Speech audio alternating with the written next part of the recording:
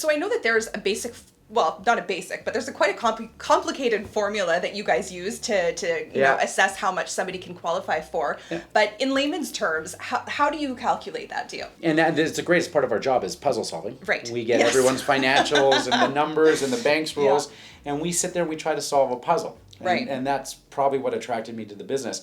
But generally, I can use 40% of your gross income.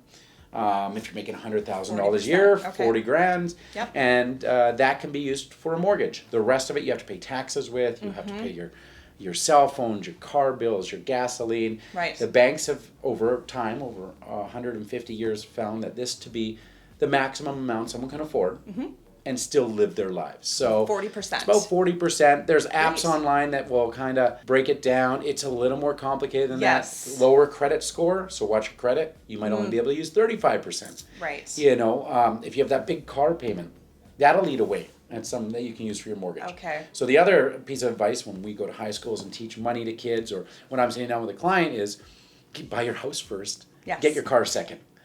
Car financing is super simple. They'll Yep. never say no. Yep. We are under very strict regulations for the betterment of the market under these new B20 rules, and we have to follow them to a T. Right.